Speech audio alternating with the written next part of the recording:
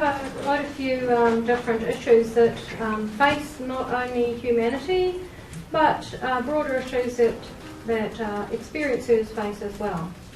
So one of the things that we're all familiar with at the moment is the desire for disclosure. So I got my husband to draw up some simplistic images here. The definition from the Oxford Dictionary of disclosure, or to disclose, is to make known, reveal, remove the cover from, expose to view. Now, as far as I'm concerned, every time there's a sighting, that's disclosure. Because it is disclosing the presence of something that can't be explained generally in conventional terms. It can be translated as an awareness of the alien presence, or as the Greys have said to me, a simple idea of visitors to our planet. In this time of turmoil and chaos and disinformation, can we trust what is disclosed through so-called official channels? Now, back in 2010, on behalf of my network UFOCUS NZ, I lobbied the New Zealand Chief of Defence for the release of the New Zealand MOD UFO files. And that occurred in 2010 and 2011, later in 2010 and 11. And our expectation was not so much that there would be a great deal of sightings in there that we didn't already know about, but our expectation was that by lobbying and going through that process, there would be an elevation of awareness in the New Zealand public. So that in itself is a form of disclosure. So the files came out, and yes, some of the well-known ones, Kaikoura lights and some of the others, the pilot sightings, etc., were in there. But we've counted up around 95 military and commercial pilot sightings that were never investigated. They're in the file in the form of a memo, and that's all. If they were investigated, and we know that some were investigated, the sightings were investigated in the 60s, 70s by the Air Force, then the report is not in the files. Therefore, we can assume that, of course, that there are intelligence files that we don't have access to. However, this was a great public relations exercise, because I think in a period of about 3 days I did 35 interviews, and it got the public talking about some of the old sightings all over again. We did a documentary with 60 Minutes, and their site had over 60,000 hits on the program on their website, which was a network record. And it really showed to the authorities and perhaps to the media the significance of the subject and the high interest of the public. So when you hear people saying that UFO sightings have decreased, and the skeptics are quite good at saying this, they've decreased. It's a non-event. Even some people in ufology are saying, oh, it's done and dusted, sightings are done and dusted. No, sightings are increasing. And the Greys have actually said to me that over time they would begin to increase the amount of times that sightings occurred, and they would begin to increase the amount of times that there was entities sighted with those sightings, so that people could not explain it away as Chinese lanterns or anything else. Now, I waited many years after they told me this for it to happen. And with my other hat on as a UFO sighting investigator, it started to happen in New Zealand. We have had some phenomenal sightings, one by a scientist, one by a group of 3 hunters, one by a guy out fishing at night, and all of them involved seeing entities as well as the craft. And this is happening worldwide. This is disclosure, but it is disclosure by the aliens. And who are we to think that we are in control of the process of familiarising ourselves with those from other realities and other planets or states of existence. We are not in control. We tend to like to think we are. But I take my hat off to the many military whistleblowers and pilots and people who've come forward. They're considered by the public to be high credibility witnesses, and I take my hat off to them for the role that they have played in the disclosure process. But at some point, we have to look at other means of disclosure. And this is where I'm talking to you now as ufologists or people interested in ufology. We now, as a group worldwide, need to become a group worldwide. And we actually have to do, in all our individual groups, decide how we can best approach the public and do disclosure. And I've known Cheryl many years, and I know that this group has a long history of doing that.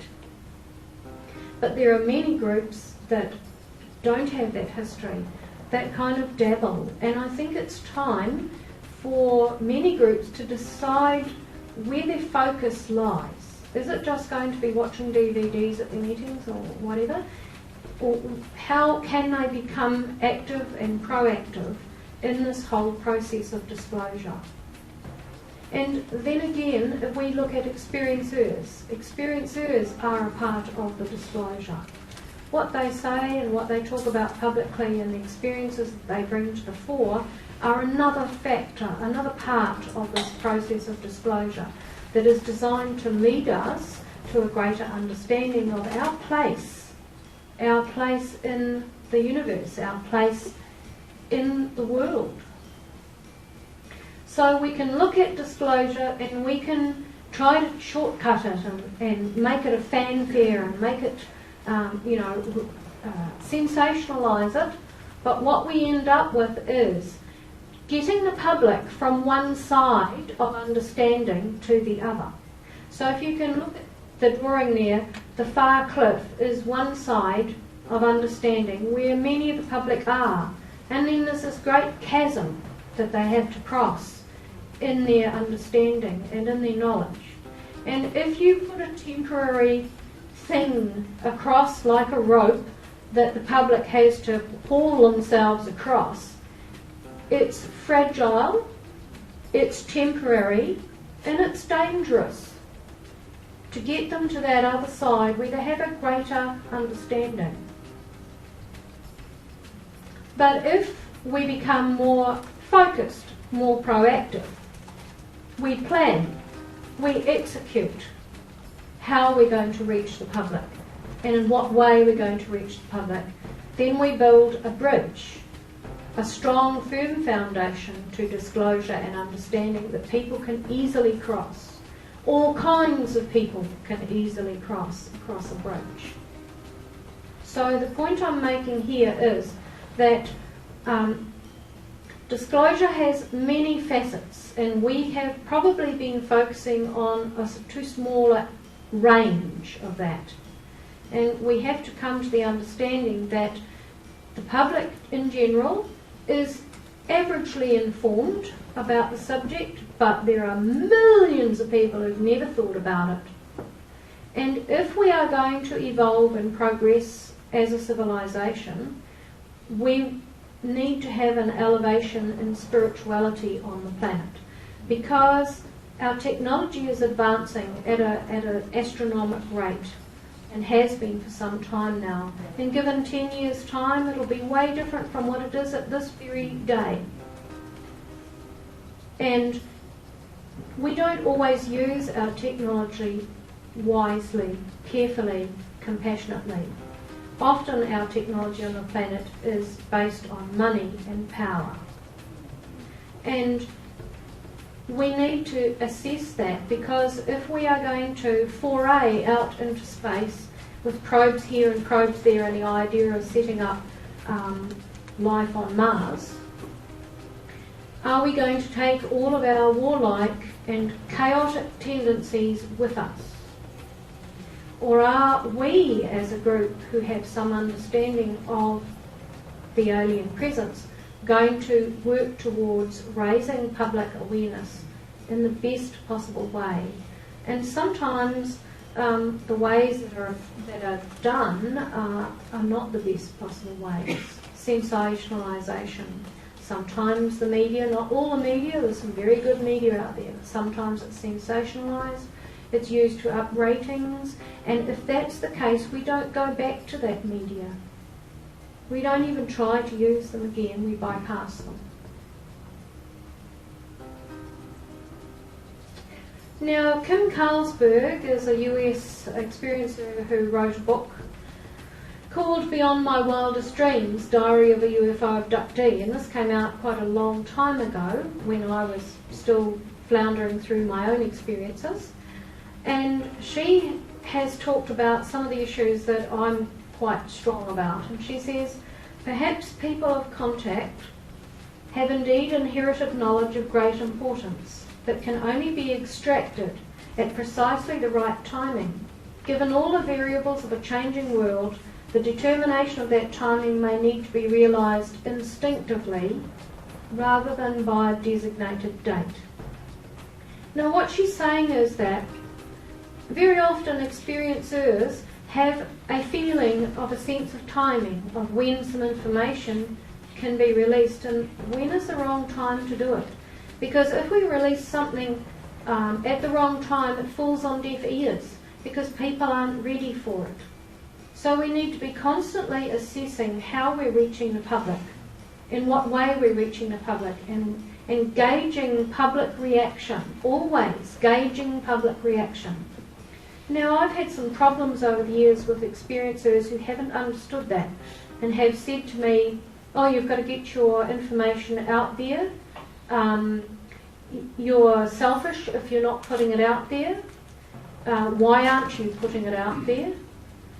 Isn't it great that there's people like this one and that one, they're willing to share their information, why aren't you? That's because I have had all my adult years this sense of timing. Just because you've had an experience doesn't mean to say you have to immediately go public on it. There is what Kim talks about, Kim Carlsberg talks about it, this intuitive and innate sense of timing. If you give too much information to the public that seems extraordinary too quickly, they will laugh at it, switch off, make fun of it, or whatever. It's how you present it and when you present it. And this is a constant process of analysis.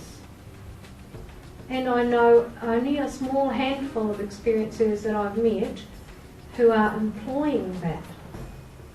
The others are very often encouraged to go public before they're ready. And in my book I describe a disastrous episode when I was convinced by a researcher in New Zealand to go public before I was ready. And I describe how I was asked by a researcher who's now passed on. He was a very close friend of mine, so don't get me wrong and think that I'm angry with him, because I loved him dearly. But he wanted me, he was going on a program about sightings and experiences. And he wanted me as an experiencer, because I talked to him about my experiences, to go on a program with him. And at first I said no, and he kept pestering me, come on, do it. And in the end he was saying, well, it's going to help a lot of people if people hear you saying this. But I didn't feel ready. But in the end I had a sense of obligation. He'd been very good to me, and so I agreed to do it against my intuition and better judgment. Just prior to the interview on radio, I'd actually provided, another researcher had done an article in a magazine about contact experiences and her work in that field. And she had asked me for an anonymous statement, just a little story that appeared in a box in the article stating an experience. And I cited the one with the missing time I talked about before, where the car was engulfed with a ball of light. So that was all right. I signed it Carol, which isn't my name, but it was totally anonymous. And then the interview came up on the radio, and the interviewer rang me at a certain point in the program when she had been interviewing my friend, and asked me some questions and said to me, could I tell a little story about, something I'd experienced to do with missing time? Well, I gave the one that had been in the magazine. And she proceeded to harangue me. I was a time waster, and what the hell did I think I was doing? And she clicked me off. Now, I didn't know why, because where I lived at the time, I could not get the signal of the radio station, so I didn't know what anyone was saying, I didn't know what had happened. I just knew the format of the program, and later on my friend rang me and said, someone rang in on the talkback before you and claimed that that experience you wrote about in the magazine was theirs. So then I come on air and I give my little experience, and I'm the hoaxer. So I was cut off. That had a really devastating effect on me. But it made me realise that I actually was not ready to go public anyway. And it was some years before I did an interview after that. And I felt I had to gain confidence. I had to investigate my experiences more, understand them and assimilate them. And so that experience has taught me, as a researcher and a person who works with experiencers and abductees in New Zealand, never to push a person to divulge something before they're ready, never push them to go public, and maintain absolute confidentiality. That's the other one I've come up against as well that's been a problem. So people have to be able to trust you and know that when they speak to you, they will not go any further without their permission. And this is all part of disclosure, leading it to the right point, making those sure and firm and definite, careful steps. And it's not, disclosure is not something that is going to happen overnight. It's a process. It's a process that has to unfold and evolve in every single one of us. It cannot be lumped together. And Sherry Wilde, who's written a book called The Forgotten Promise, Rejoining Our Cosmic Family, is a US experiencer. And she has stated in a speech synopsis, the alien abduction topic is one filled with lots of speculation and conjecture by the UFO investigators or researchers. Most of the analysis is being done by those who have never even had a contact experience themselves and can only form opinions based on what they hear and observe from the actual participant. Now, nobody is saying that researchers have not played a brilliant role, because they have. They have, in effect, for many years, been a bridge between the public and experiencers in the contact field. But I think that we have got to a point now, and this is what I'm talking about, waking the sleepers. We've got to a point now where more experiencers who have reached the point where they feel able to need to speak about their experiences. Not before they're ready, but if they're ready and they're able to discuss it publicly, even in a group meeting forum, that's a good thing, and I'll tell you why. Because in my experiences on board craft, the Greys have told me that many experiencers have been trained to impart information in a particular way, in an energetic way, in an emotional way, or whatever. But it is a manner in which people may be awakened and triggered. Now, I'm not saying that researchers can't do that too if they play a video of someone or whatever. But I think that in the future, the public is going to want to hear about these things. When we come to a time of examination of these topics, real examination worldwide and publicly, they're going to want to hear it from the horse's mouth. And I think that what she says is quite correct. I have spoken at conferences in the States, and the experiencers are the afterthought on many of the conference schedules, not all, but many of the conference schedules, they are the afterthought, and the researchers are the keynote speakers. And very often they're simply relaying our experiences.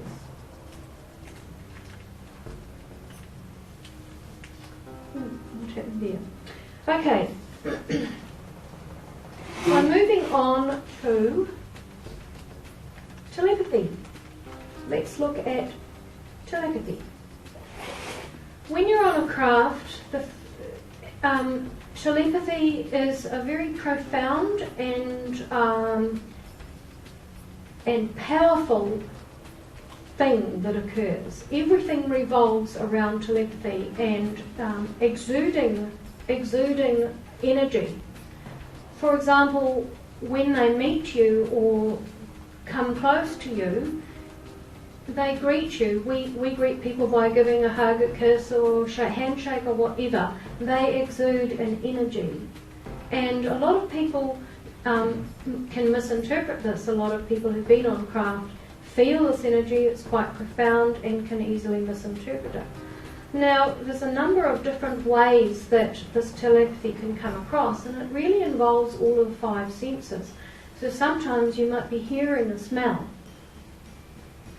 You use your senses in different ways. You may feel an emotion, feel a picture, because they will convey images to you. And when they convey an image, it has a package around it. It's not just a visual image.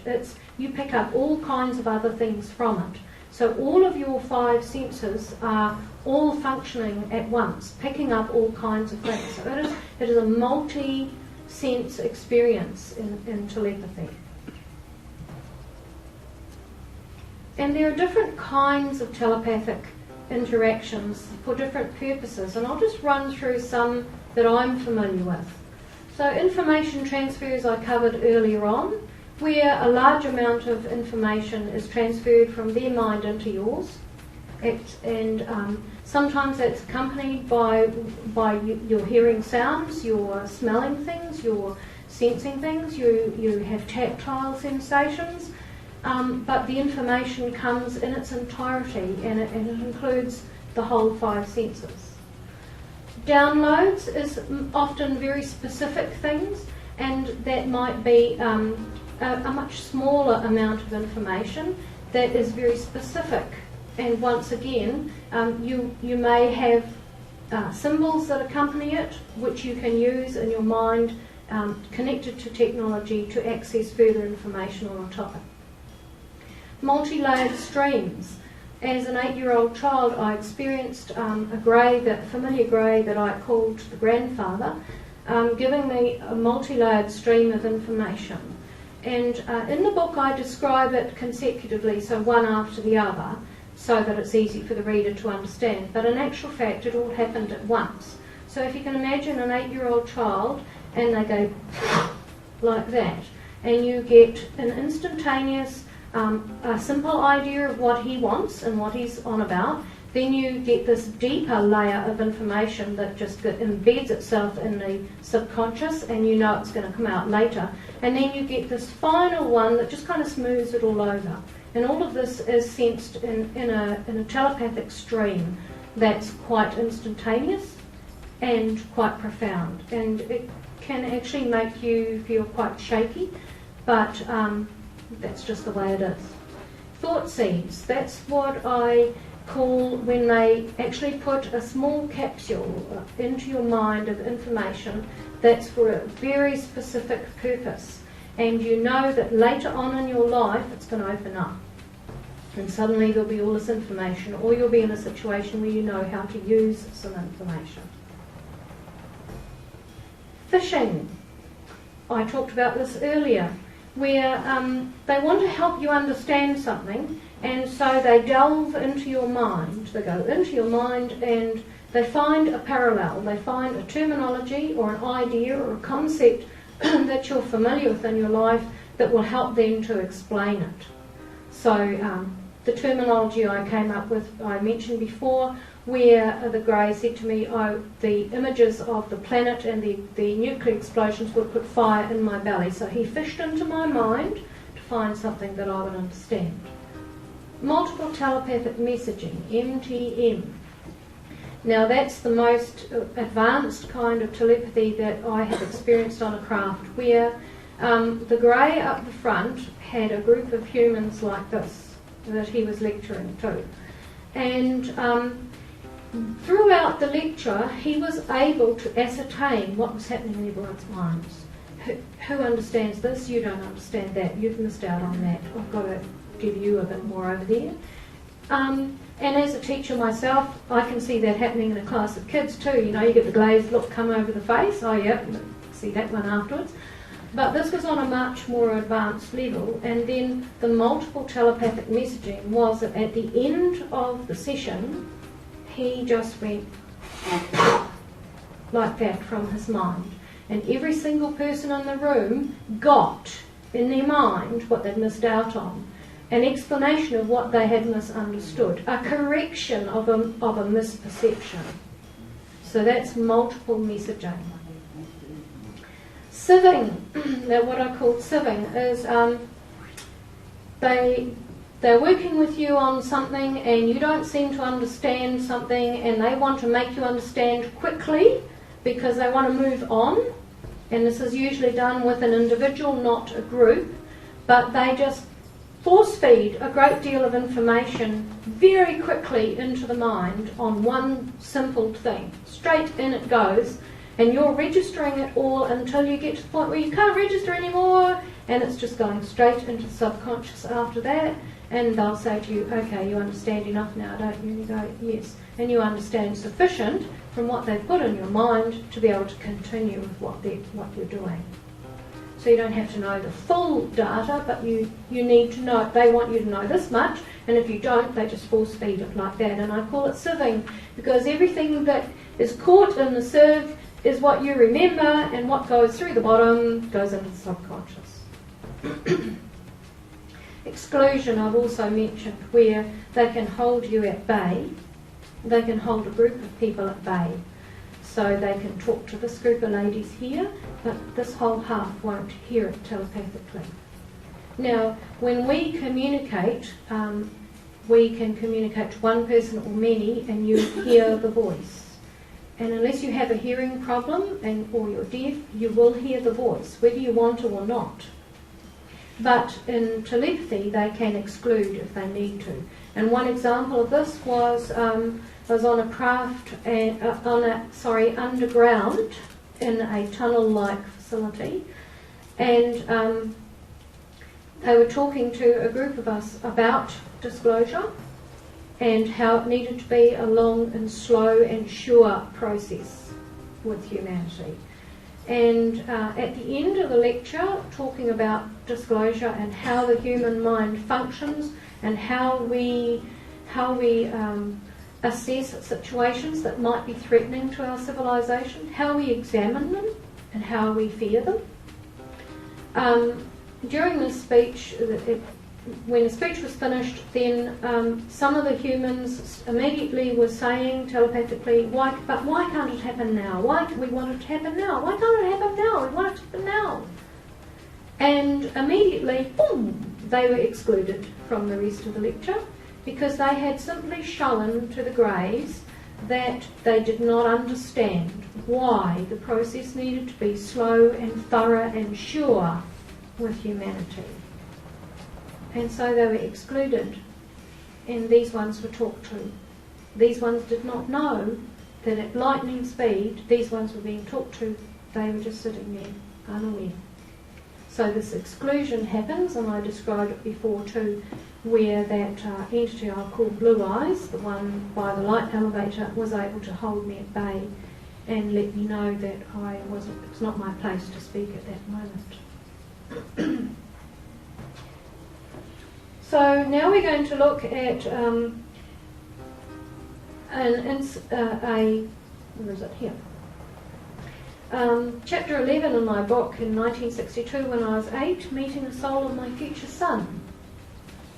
So just going back to that picture, I used to find myself in a playroom with a whole lot of kids, and we would interact with different species and do all kinds of activities. And on one occasion I was drawn out of that group and asked if I'd like to meet a friend, a new friend. So the grey gave me that multiple stream of information about meeting this friend, and explained to me in one level of the multiple stream that that this friend would one day be my son. And I found that difficult to understand, and so the stream just kept coming, and then overlaid with a simple thing. Okay, that's fine, you've got all the information in the subconscious now, it'll come out one day, but let's go and meet this friend. So off we went down the corridor and into a room, and I waited with him. And eventually through the door came two greys with a bright, luminous, electric blue ball of light. And I was told that I was allowed to play with this ball of light, because the idea that it was going to be my son one day had completely vanished from my mind now, and I was just going to meet a friend, and I was quite disappointed that it actually wasn't a child or another entity, it was a ball of light. And they said I could play with it and get to know it, and they left the room and left me to it. After some time sitting there waiting for the light to do something, I thought, well, maybe I can make it bounce, but it wouldn't bounce. I walked around it and I looked at it floating in the air. I got bored and I sat down, and eventually it came down close to my shoulder and began communicating with me, just like talking to another child, talking to another human being, but it was all telepathic and multi-sensory. So I played with it all around the room. It was great fun. And then the greys came back. Oh, wrong one, sorry. They came back and said, okay, we're very happy with the interaction we have seen. This is going to work fine. And we can go back to the playroom now. And I asked, well, can I tell the other kids about my new friend? And they said, no, this must remain private. And as we walked into the playroom, they removed all memory of what I had just done, and I went and played with the kids. So I was introduced at the age of 8 to the soul that was going to become my son later in life. Now we move on, this is associated with this, to chapter 20, and called Merging Soul Insertion. And I was 28 at the time, pregnant with my first child, found myself walking down a corridor with two entities helping me. I had been very ill with toxemia and high blood pressure. They thought that the placenta was failing, and I was a pretty worried and ill and upset person.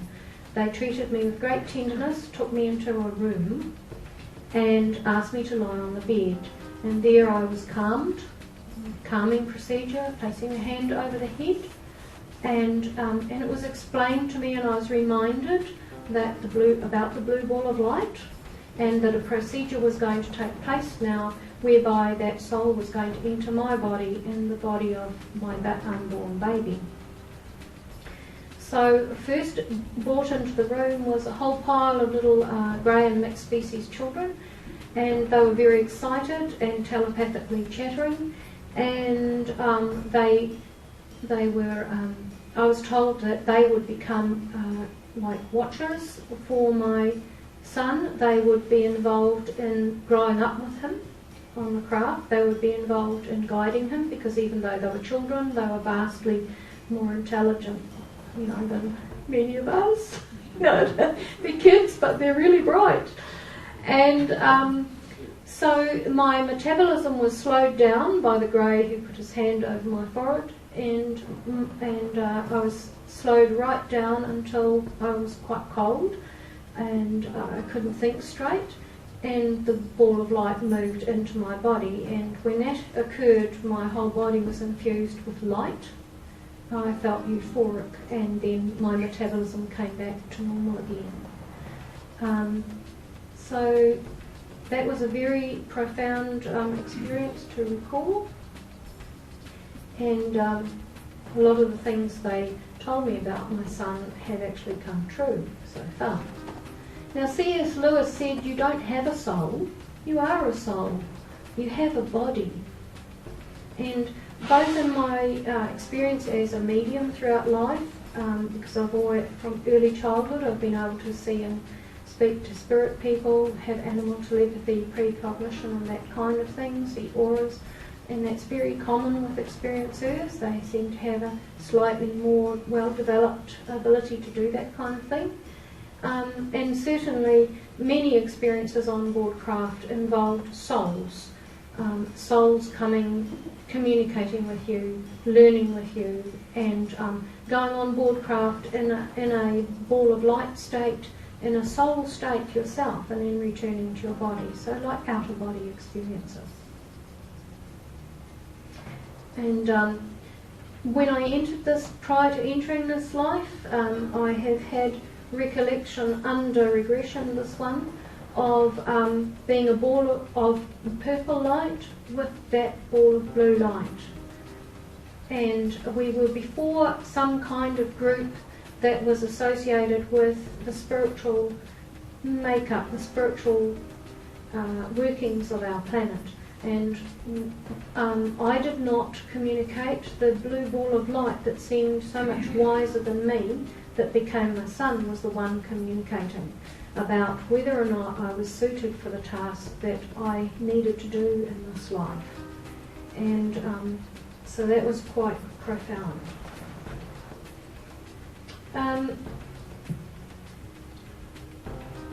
So this leads me on, I've got to watch the time now, but leads me on to the dual soul aspect of my book. And the dual soul aspect is that blue ball of light and I, in the soul state before we incarnated in a body in this life, we found ourselves moving from the field of consciousness as a spark of intelligence, and to in front of that council, or whatever you like to call it, that governing group of spiritual advisors, to then we found ourselves on a grey craft as a ball of light. And we were told that we would be our soul would be enhanced before it became a human in a body. And that enhancement involved us being combined with our soul state, being combined with the grey intelligence, so that in our life we could access at times the way in which they think, and the kind of things that they perceive and think. And I was told that there's millions of people worldwide who have this, what I call a dual soul status or a dual identity. And you have a lady here in Australia who's written a book, Judy Carroll, who talks about the same thing, and there's other people worldwide as well. And I describe in my book as a 14-year-old girl, although that's a male that my husband's done there, as an example, but rising out of my human body, and a group of greys coming into the room and saying, "Get up," and feeling a moment of confusion because I wasn't sure which mind I was thinking from, and then realising that I was leaving my human 14-year-old body behind, and I was rising out of the body in a grey form. And the other greys had already transformed into balls of light, and I also transformed into a ball of light and was gone to a craft where we rematerialised. And there's a lot of experiencers who talk about this, stepping out of the human body on a craft and becoming a grey, stepping out of a body and taking on another form, a ball of light, a grey, a mixed species, and finding that their intelligence and their perceptions are vastly different and enhanced. I'm missing out quite a bit here. Okay, this very quickly is, I have a friend and colleague in New Zealand who's in aviation, and probably the last person that you would think would have a past life regression, but he did one day, and he was completely shocked because he thought he would go back to a life as like a pirate or a cowboy, and he went back to a life where he was grey. Dark eyes, he says in the regression. Oh, it feels friendly, not threatening. No hair, dark eyes, silvery complexion, greyish, surrounded by light. It's at the end of the corridor. It feels like it wants to be with me, be a part of me. It wants to be friends. I feel like it's inside me. And then he described how this grey walked down and just merged into his body, and immediately his intelligence was different. And when he looked at himself in a reflection, in a reflected surface, he was looking like a grey. So this was quite shocking for this person to have to assimilate and think about. He's not a follower of experiencers and that kind of information, so it was quite unexpected. This is Joe Nyman. I'm going to go really fast now. Joe Nyman is a former UFO research field investigator in the States. He's 81 now, and he still does regressions with people. And a very long time ago, he was talking about duality. And he was probably one of the first researcher worldwide from doing regressions with people to talk about this state of duality, where people were describing becoming a grey on a craft, or as they were transporting to a craft. And at that time, some of the top researchers in the world were quite unkind to him and didn't believe him, thought that he was leading people under regression, that they were confabulating. And of course we've moved a very long way since then, and there's so many more people saying the same thing now. And it's quite well known in contact circles now, this feeling of duality and being able to transform to a grey form. He states in a paper he'd written, I report the discovery of an even more profound set of images that causes the abductee to completely reorient their perspectives of the nature of these experiences. I call these perspective-altering images dual reference, the experiencing of oneself as both human and alien at the same time.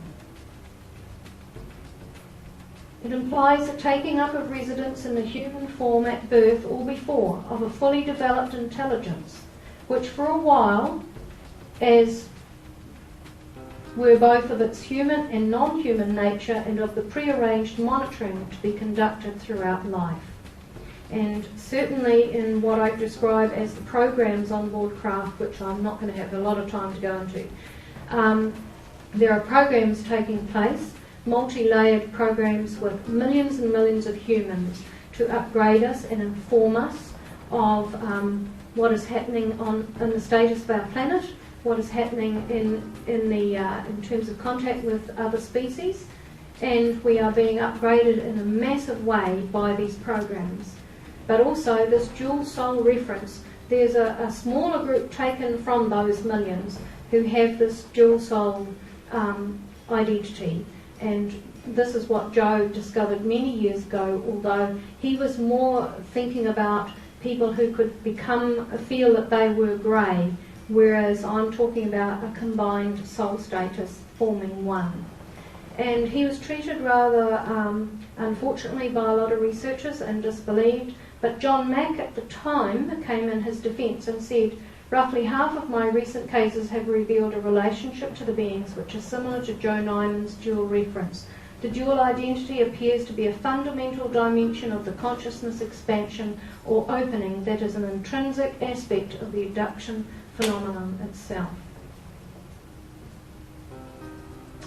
Now, as part of these programs, I have talked about back in the early days of 3 waves of volunteers to planet Earth. And recently I spoke about that back in 2007 to be exact actually. And at that time I think I was the first person who'd ever worldwide talked about it. And I talk about it in my book, but just recently I received, and this is a little bit of housekeeping I'm doing here, but just recently I received an email from someone saying you copied Dolores Cannon's information, because she put out a book in 2010 called 3 Waves of Volunteers to the Planet Earth, to the New Earth. But in fact, I first talked about this information in 2007 in June at a conference in Sydney. And in November, Dolores Cannon visited Australia and and spoke to various groups. She did not speak about this, but an experiencer approached me and said, I'm going to give Dolores Cannon your DVD. And in 2010, when I went to Laughlin, I found Dolores had a book with the same title of what I had discussed. Now, I am not saying that Dolores used my material, but I'm saying that I did not copy her. Okay, so I just want to do that bit of housekeeping there. I don't want to receive another email like that. So the 3 waves of volunteers, just quickly, the first wave is humans who incarnated as far back as the turn of the century, 20th century, and they are coming right through today, and all of these waves of incarnations overlap with each other and merge with each other. And I have gone into great detail about this in a book, and I broke it into innovators and enlighteners. And the enlighteners is where what we call the star kids sit. So they've incarnated to bring new abilities, telepathic, psychic abilities that kind of wakes people up and makes people think twice about some of the experiences they've had themselves. Second wave is the one I'm in, the pioneers and the communicators. There's that word again. And the pioneers are the ones who started around the 70s and 80s talking about their experiences and suffered very badly from the media at the time, but nevertheless were the real ones who started the whole idea of this contact stuff. And the communicators are the ones around my age who are now coming to the fore and speaking about it and have a significant role to play. That is the biggest group who've incarnated to help upgrade the planet. Is the second wave. Third wave, the implementers and the fourth intellect. If you want to know what they mean, you've got to read the book, because I haven't got time now. But the implementers, they're called the implementers by the Greys because these are the children of many experiencers abductees who have been tested and assessed throughout their life and their education on the craft. And then a group that has passed all the tests, if I can put it that way, are probably going to rise to positions of power and authority on the planet in the future. And my son, who's now 32, falls in that group. And they are highly analytical, and they will make positive and constructive changes right across the board in the years to come. They will get into positions in science and industry and every medical things, everything you can think of. And we all know the red tape stuff that exists in our society that needs to be cut away for us to move forward. There's so much rubbish that's holding us back. They will be responsible for reassessing everything and cutting that back. And the fourth intellect children fit into that group, and they're the ones who had the most vast education on the craft and have this third wave have all the psychic capacities that many other experiencers have got, but they will keep them under wraps. They will not necessarily show them, and the public will view them as highly intelligent, trustworthy and practical and capable people, and there'll be nothing spooky about anything they do that might put anyone off trusting them. But they will make significant changes to the planet, from my understanding. And this is, hello, a typhoon, because we're in the days of chaos now. We've got political, religious, societal chaos, wars happening all over the place, uncertainty, insecurity, jobs being lost, financial crises, etc. And on top of all of that, we're coping with dramatic weather changes and dramatic severe weather that you and us in New Zealand have experienced in recent years. It's been profound in Japan, earthquakes, Chile, all over the place. And this is what we must become prepared for. And part of that preparation is elevating our spiritual understanding and how we treat each other. Who wants to face that? So the experiencer that I mentioned before, Jeff, who drew the light elevator, said, These beings have told me time and again to wake the sleepers, almost as if this is meant to be my mantra.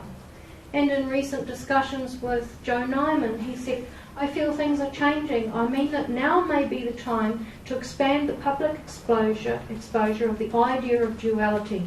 In other words, it may be time for all the latent and slumbering experiencers to be shocked and or woken up. And I had already decided that my speech was going to be called Waking the Sleepers, so there's that corroborative stuff coming to me again. And I say in my book, communicators are being activated quickly now worldwide, and when more of them start communicating their experiences and understanding of extraterrestrial contact themselves through a variety of means, it will facilitate an unlocking process in people who as yet have little or no conscious memory of why they incarnated in this life. How the communicators present their knowledge and experiences to the public will be crucial. This ongoing process of triggering human consciousness is part of our expansion of awareness, a microcosmic reflection of our expanded universe. And my last slide is, I'll let Rudy finish it off, and in his response to that statement of mine was, I consider Suzy's last statement to be profoundly correct. Consciousness enhances the VZPE, vacuum zero point energy, or dark energy, and assists the accelerating expansion of the universe. Thus we, as sentient beings, are co-creators of the universe. Take that as a giant responsibility on your shoulders from this point onwards. Thank you very much.